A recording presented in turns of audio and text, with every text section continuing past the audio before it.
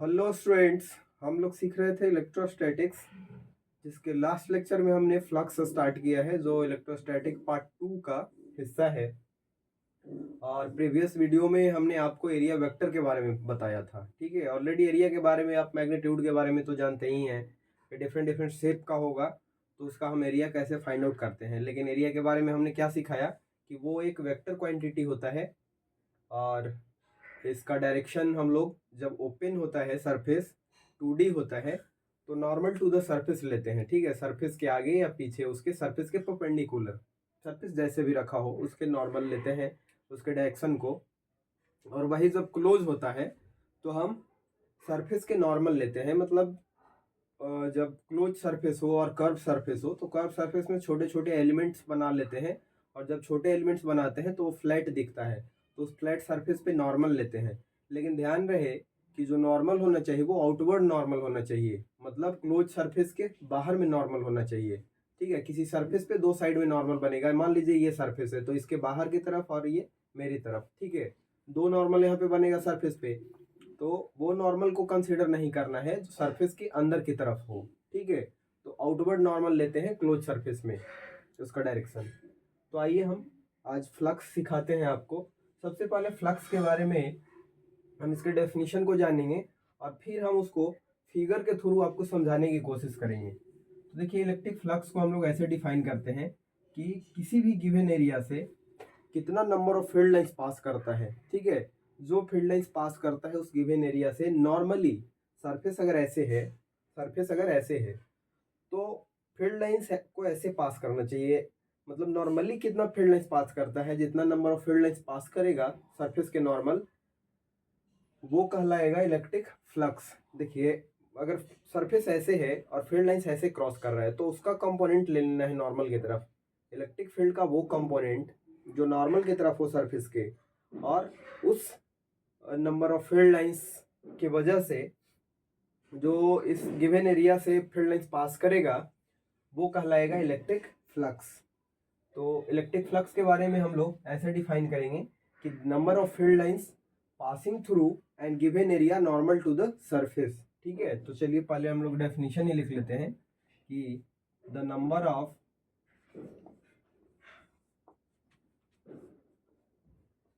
Field lines, number of field lines, कौन सा field lines? Electric field lines. ठीक है, इसको लिख दें क्या? लिख देते हैं, number of electric field lines, number of electric field lines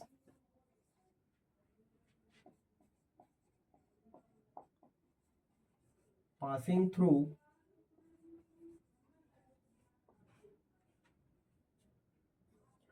and passing through a given area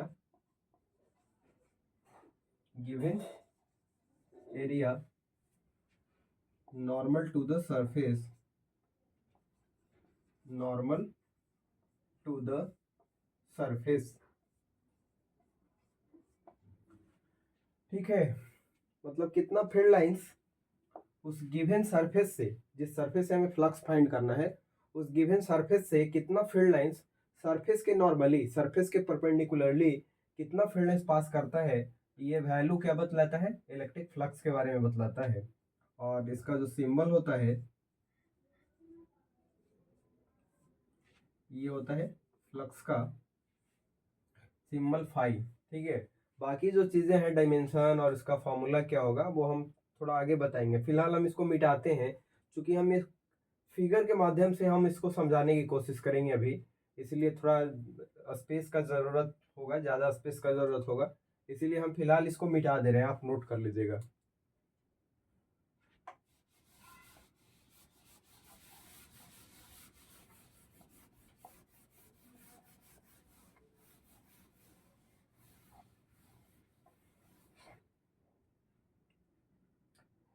देखिए, हम कांस्टेंट फील्ड लाइंस बना रहे हैं। क्या बना रहे हैं? Constant field lines. ये कैसे पता चला? तो फील्ड लाइंस पैरेलल है और इक्विडिस्टेंट है। दो फील्ड लाइंस के बीच का डिस्टेंस सब जगह बराबर है, इसीलिए इसको कांस्टेंट फील्ड लाइंस अज्यूम किया जा सकता है। ठीक है, अब हम क्या कर रहे हैं, यहाँ पे एक गिवन एरिया बना रहे हैं। क्या कर रहे हैं, एक एरिया बना रहे हैं हम।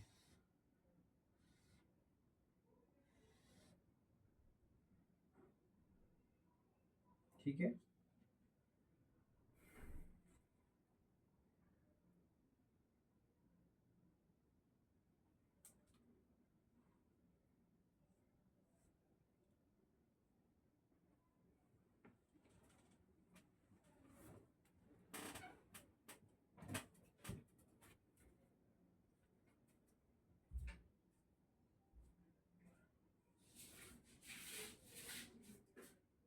देखिए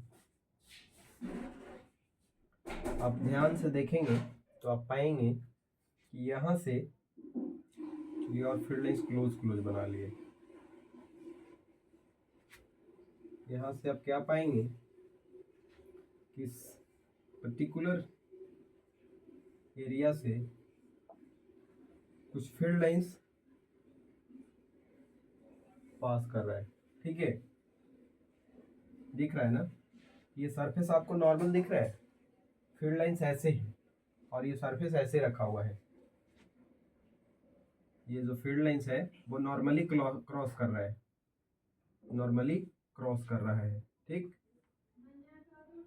तो आप ध्यान से देखें कि इस गिवन एरिया से कितना फील्ड लाइंस पास कर रहा है, 1 2 3 4 5 6। ठीक है, तो यहाँ पे जो फ्लक्स का वैल्यू होगा वो क्या होगा, 6 होगा। अब हम क्या कर रहे हैं, ये एरिया ए था, एरिया कितना था, ए था, यही एरिया को हम अब ऐसे रख रहे हैं। अच्छा, ये मतलब एरिया वेक्टर कैसे आप लीजिएगा, देखिए एरिया ऐसे है रखा हुआ, सरफेस ऐसे है और फील्ड लाइंस ऐसे है। तो सरफेस ऐसे है और फील्ड लाइंस ऐसे है, तो सरफेस के नॉर्मली हम लोग लेंगे इसके सरफेस एरिया वेक्टर। तो ये सरफेस है, इसके नॉर्मली इधर और इधर होगा, तो यहाँ पे इधर लेंगे। ठीक है, फील्ड लाइंस इधर है तो इधर ही ले लेंगे। ठीक है, फील्ड लाइंस के डायरेक्शन में। तो ये रहा आपका एरिया वेक्टर, क्या रहा ये रहा एरिया वेक्टर, ये रहा आपका एरिया वेक्टर। तो यहाँ पे ध्यान देंगे कि जो एंगल है, क्या एंगल क्या, तो ये एंगल है between direction of area vector and electric field lines. तो एरिया वेक्टर भी इधर ही और इलेक्ट्रिक फील्ड लाइंस भी इधर ही, या इलेक्ट्रिक फील्ड का डायरेक्शन भी उधर ही। तो दोनों के बीच का एंगल कितना हो गया, 0 डिग्री हो गया। फ्लक्स कितना यहाँ से पास कर रहा है, 6। और वहीं अगर इस ए एरिया को हम ऐसे रख दिए, यही एरिया ये भी है, इसका एरिया ए था और इसका भी एरिया क्या है, ए है। तो फील्ड लाइंस ऐसे है और सरफेस इस पर ऐसे रखा हुआ है बोर्ड के प्लेन में। तो यहाँ पे देखिए, तो एरिया वेक्टर ऐसे बनेगा या फिर ऐसे बनेगा। तो एरिया वेक्टर ऐसे है और फील्ड लाइंस ऐसे है, ये दोनों के बीच का एंगल कितना हो जाएगा, 90 डिग्री। यहाँ पे एंगल क्या हो जाएगा, 90 डिग्री। अब देखिए इलेक्ट्रिक फील्ड लाइंस तो ऐसे पास कर रहे हैं, ये जो ब्लू वाला आपका मार्कर है ना इस डायरेक्शन में, और एरिया वेक्टर इधर है। तो सरफेस के परपेंडिकुलर कितना फील्ड लाइंस पास कर रहा है, सरफेस आपका ये ऐसे है बोर्ड के प्लेन में है। तो कहाँ से, इस एरिया से तो कोई भी फील्ड लाइंस नहीं क्रॉस कर रहा है, नॉर्मली पास करना चाहिए ना फ्लक्स के लिए। तो इसके नॉर्मल तो इस डायरेक्शन में होगा, एरिया वेक्टर के डायरेक्शन में। एरिया वेक्टर के डायरेक्शन में कोई भी फील्ड लाइंस नहीं पास कर रहा है, इसीलिए इस केस में जो फ्लक्स का वैल्यू होगा वो 0 होगा। इस केस में फ्लक्स का वैल्यू क्या होगा, 0 होगा। अब ध्यान दीजिए कि एंगल पे डिपेंड कर रहा है, angle area vector electric field lines ये है और एरिया वेक्टर देखिए ये ऐसे है, आउट ऑफ द प्लेन या आउट ऑफ द बोर्ड। ठीक है, ये ऐसे और ये ऐसे, दोनों के बीच का एंगल कितना, 90 डिग्री। ये रहा इस बार एरिया वेक्टर, दोनों के बीच का एंगल जब 90 डिग्री है तो फ्लक्स 0, दोनों के बीच का एंगल 0 है। तो 6 फील्ड लाइंस इसके लेंथ के अंदर में, जैसे मान लीजिए कि ये रेक्टेंगल है, रेक्टेंगल के लेंथ के अंडर में जो 6 फील्ड लाइंस आ रहा था वो 6 का 6 इससे पास कर गया। मतलब इस केस में फ्लक्स का वैल्यू मैक्सिमम है और इस केस में फ्लक्स का वैल्यू 0 है। तो एंगल पे कैसे डिपेंड कर रहा है, तो आप ध्यान देंगे, आप ट्रिग्नोमेट्री अगर पढ़े हैं तो आपको पता चलेगा कि फ्लक्स का वैल्यू मैक्सिमम कॉस 0 डिग्री के वैल्यू पे होता है। ठीक है, फ्लक्स नहीं, मतलब कॉस थीटा का वैल्यू मैक्सिमम 0 डिग्री एंगल पे होता है और कॉस थीटा का वैल्यू 0, ठीक है, 90 डिग्री पे होता है। मतलब देखिए यहाँ फ्लक्स 0 है तो एंगल 90 है, फ्लक्स थीटा 0 है तो फ्लक्स मैक्सिमम है। ठीक है, तो फ्लक्स का वैल्यू हम इनडायरेक्टली कह सकते हैं कि ये जो है एंगल बिटवीन एरिया वेक्टर और इलेक्ट्रिक फील्ड लाइंस के बीच के एंगल के कॉस थीटा पे डिपेंड करता है। ये वैल्यू, ये जो वेरिएशन है, ये कॉस थीटा पे ही डिपेंड करता है। ठीक है, ऐसा वैल्यू फ्लक्स का मैक्सिमम और 0 डिग्री पे और 90 डिग्री पे कॉस ही देता है। ठीक है, तो हम कह सकते हैं कि फ्लक्स जो है कॉस थीटा पे डिपेंड करता है, जहाँ थीटा क्या है, angle between electric field vector and area vector, electric field vector and area vector. यहाँ से तो एक कंक्लूजन आपको मिला कि फ्लक्स कॉस थीटा पे डिपेंड करेगा। देखिए दूसरी चीज हम आपको समझाने की कोशिश कर रहे हैं कि और ये कौन कौन सा फैक्टर पे डिपेंड करेगा, और ये कौन कौन सा फैक्टर पे डिपेंड करेगा।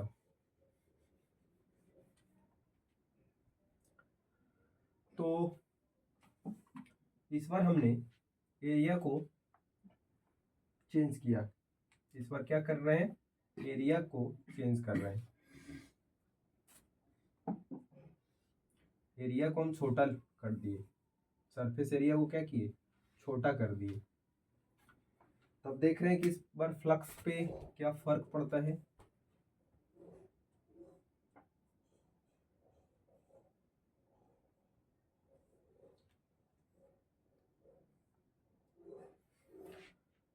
तो प्यारे बच्चों इस बार देखिए, सरफेस ऐसे ये रखा हुआ है और ये वाला भी ऐसे रखा हुआ है, फील्ड लाइंस ऐसे है। लेकिन इस बार देख रहे हैं कि एरिया ए ना होकर के ए डैश है, और ए डैश जो है ए से छोटा है। ये नया वाला जो एरिया है, ये नया वाला जो एरिया हम कंसिडर किए हैं, ये इस सरफेस का जो एरिया ए डैश है वो पहले वाला से कम है। तो यहाँ पे आप देखेंगे कि फ्लक्स का वैल्यू, जहाँ पे इसी फील्ड लाइंस, इसी कांस्टेंट फील्ड लाइंस में हम अगर एरिया को छोटा रखते हैं और नॉर्मल टू द क्या रखते हैं, इलेक्ट्रिक फील्ड रखते हैं, यहाँ पे भी एरिया वेक्टर ऐसे और यहाँ पे भी एरिया वेक्टर ऐसे ही है। मतलब एंगल जो है में कोई चेंज नहीं है दोनों का, एरिया वेक्टर ऐसे, इलेक्ट्रिक फील्ड लाइंस ऐसे, यहाँ पे भी एरिया वेक्टर ऐसे, इलेक्ट्रिक फील्ड लाइंस ऐसे। ये दोनों में अगर कुछ चेंज दिख रहा है आपको तो सरफेस एरिया दिख रहा है, सरफेस एरिया का मैग्नीट्यूड छोटा है, यहाँ पे छोटा है। तो यहाँ पे फील्ड लाइंस कितना पास कर रहा है, 1 2 3 4, मतलब फ्लक्स का वैल्यू क्या होगा, 4। मतलब फ्लक्स इस केस में, जिस केस में एरिया छोटा है उस केस में फ्लक्स भी छोटा है, जिस केस में एरिया बड़ा है उस केस में फ्लक्स भी बड़ा है। तो हम इनडायरेक्टली कह सकते हैं कि फ्लक्स जो है सरफेस एरिया पे भी डिपेंड करता है। किस पे डिपेंड करता है, फ्लक्स जो है सरफेस एरिया पे भी डिपेंड करता है। ठीक है, ये दो चीज तो यहाँ से कंक्लूजन निकला। एक टर्म और समझिए, यहाँ पे भी हम कांस्टेंट फील्ड लाइंस बना रहे हैं। क्या कर रहे हैं, यहाँ पे भी हम कांस्टेंट फील्ड लाइंस बना रहे हैं, बट यहाँ पे चेंज क्या है, तो इलेक्ट्रिक फील्ड का इंटेंसिटी। यहाँ पे इलेक्ट्रिक फील्ड अगर ई है तो यहाँ पे इलेक्ट्रिक फील्ड हम ई डैश अज्यूम किए हैं, और ई डैश जो है लेस देन ई है। ई डैश क्या है, लेस देन ई है। ठीक, मतलब वो कैसे, तो देखिए ना कि सेम स्पेस में इतना विड्थ है ना इसका, इतना विड्थ में ये कितना फील्ड लाइंस है, 2 3 4 5 6 7 8, और यहाँ पे 4 फील्ड लाइंस है। मतलब यहाँ पे इलेक्ट्रिक फील्ड का स्ट्रेंथ कम है, यहाँ पे इलेक्ट्रिक फील्ड का स्ट्रेंथ ज़्यादा है। अब हम क्या कर रहे हैं कि ए एरिया वाला सरफेस हम यहाँ पे रख रहे हैं और normal to the electric field रख रहे हैं, सरफेस को वैसे ही बना रहे हैं। देखिए फिर से हम ये सरफेस को उठा करके यहाँ रख रहे हैं।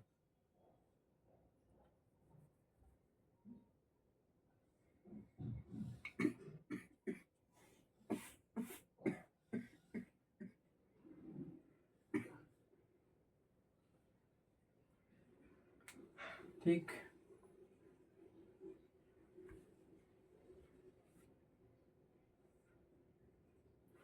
ये दोनों फिगर में कॉमन क्या है, तो एरिया का जो मैग्नीट्यूड है, वैल्यू है, वो बराबर है, सरफेस एरिया का वैल्यू बराबर है। ठीक है, और क्या है, तो ये भी normal to the electric field रखा हुआ है। इलेक्ट्रिक फील्ड लाइंस ऐसे है और सरफेस ऐसे रखा हुआ है, मतलब यहाँ पे भी एरिया वेक्टर अगर हम बनाएंगे तो ऐसे होगा। ठीक है, ये सरफेस ऐसे तो एरिया वेक्टर ऐसे, इलेक्ट्रिक फील्ड लाइंस ऐसे। तो यहाँ पे आपको अगर फ्लक्स के बारे में आपसे पूछा जाए तो कितना बताएंगे, 1 और 2, दो ही फील्ड लाइंस पास कर रहे हैं। ठीक है, तो प्यारे बच्चों यहाँ पे आपने क्या ऑब्जर्व किया, एरिया उतना ही है जितना यहाँ पे है, ये और ये दोनों एरिया बराबर है।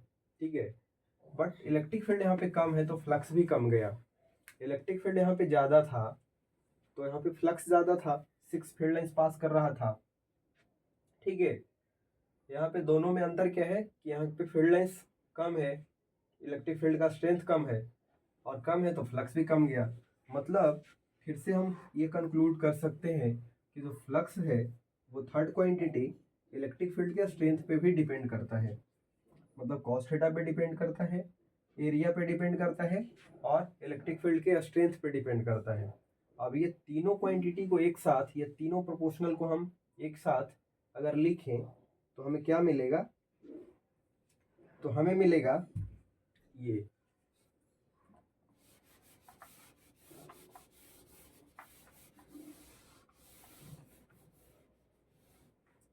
कि जो फ्लक्स का वैल्यू है फाई, वो डिपेंड करता है इलेक्ट्रिक फील्ड पे भी, एरिया वेक्टर पे भी, और किस पे, कॉस थीटा पे। किस पे, कॉस थीटा पे। ठीक है, यहाँ पे flux is equal to, proportionality को इक्वलिटी में बदलिएगा तो यहाँ पे 1 का मल्टीप्लाई करना पड़ेगा, तो ये हो जाएगा ई ए कॉस थीटा। अब यहाँ पे आप ध्यान रहे कि एरिया इलेक्ट्रिक फील्ड वेक्टर है, एरिया एक वेक्टर क्वांटिटी है, और ये तीनों टर्म मिल करके दो वेक्टर के ये डॉट प्रोडक्ट का रिजल्ट है। दो वेक्टर के डॉट प्रोडक्ट को हम लोग ऐसे लिखते हैं, A B cos theta, A B cos theta लिखते हैं। यहाँ पे दो वेक्टर है, एक ए ई है, एक ए है, और ये कॉस थीटा है। इसका मतलब कि फ्लक्स जो है वो डॉट प्रोडक्ट है इलेक्ट्रिक फील्ड और एरिया वेक्टर के। अब आपसे बोले कोई कि क्या हम इसको ऐसे भी लिख सकते हैं, ई डॉट ए या ए डॉट ई, तो हाँ लिख सकते हैं, क्योंकि ये डॉट प्रोडक्ट का ये प्रॉपर्टी होता है, ए डॉट बी या बी डॉट ए दोनों का वैल्यू बराबर होता है। तो सिंपली आपको याद रखना है कि फ्लक्स कुछ और नहीं होता है, इलेक्ट्रिक फील्ड वेक्टर और एरिया वेक्टर का क्या होता है, डॉट प्रोडक्ट होता है। ठीक है, ये कॉस थीटा में थीटा क्या है, तो थीटा क्या है, angle between area vector and electric field vector. ठीक, तो इतना बेसिक चीज आपको याद रखना चाहिए। फ्लक्स का अगर यूनिट की बात करें, कौन सा यूनिट, एसआई यूनिट, तो फ्लक्स का यूनिट की बात करें तो फ्लक्स इज इक्वल टू होता है ये कॉस थीटा, ये जहाँ क्या है इलेक्ट्रिक फील्ड है, ये क्या है, एरिया है, और ये कॉस थीटा डायमेंशनलेस क्वांटिटी होता है। तो यहाँ पे फ्लक्स अगर का यूनिट चाहिए तो इलेक्ट्रिक फील्ड का यूनिट लिख लीजिए, तो ये होता है न्यूटन पर कूलम, और एरिया का यूनिट हो जाएगा मीटर स्क्वायर, तो हो जाएगा newton metre square per coulomb. क्या हो जाएगा, फ्लक्स का ऐसा यूनिट हो जाएगा newton metre square divided by per coulomb, या newton into metre square upon coulomb. ठीक है, या newton metre square per coulomb भी पढ़ सकते हैं। और अगर चाहें आप डायमेंशन लिखना, फ्लक्स का, तो इलेक्ट्रिक फील्ड का डायमेंशन लिख लीजिए और एरिया का डायमेंशन लिख लीजिए। ठीक है, क्योंकि कॉस थीटा का तो कोई डायमेंशन ही नहीं होता है। समझ में कुछ आ रहा है? अब देखिए, इसको कंप्लीट करने के लिए हमको मिटाना पड़ेगा, तो इसी चीज को हम मिटा दे रहे हैं। ये जो फिगर है ना, इसको हम मिटा दे रहे हैं।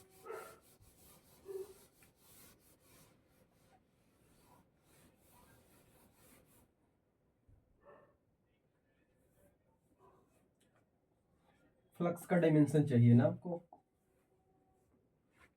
फ्लक्स का डायमेंशन चाहिए तो इलेक्ट्रिक फील्ड का डायमेंशन। और इलेक्ट्रिक फील्ड को कैसे लिखते हैं, तो इलेक्ट्रिक फील्ड को लिखते हैं फोर्स पर यूनिट चार्ज। तो फोर्स का डायमेंशन अपॉन चार्ज का डायमेंशन इनटू ऊपर में एरिया का डायमेंशन है। अब सबका वैल्यू पुट कर दीजिए। फोर्स का डायमेंशन क्या होता है, तो ये होता है mlt माइनस 2। एरिया का डायमेंशन क्या होता है, एल का स्क्वायर। चार्ज का डायमेंशन क्या होता है, a इंटू टी। सॉल्व कर लीजिए।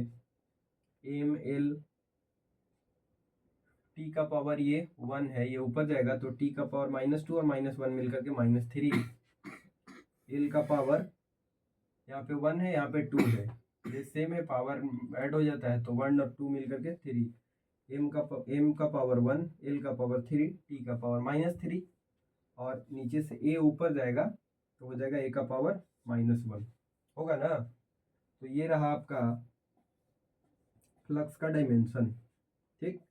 और इसके बारे में याद रखिएगा कि ये दो वेक्टर का डॉट प्रोडक्ट होता है और दो वेक्टर का डॉट प्रोडक्ट ऑलवेज उसका जो रिजल्ट होता है वो एक स्केलर क्वांटिटी देता है। इसीलिए आप ये याद रखिएगा कि फ्लक्स एक स्केलर क्वांटिटी होता है, स्केलर क्वांटिटी होता है, ठीक है।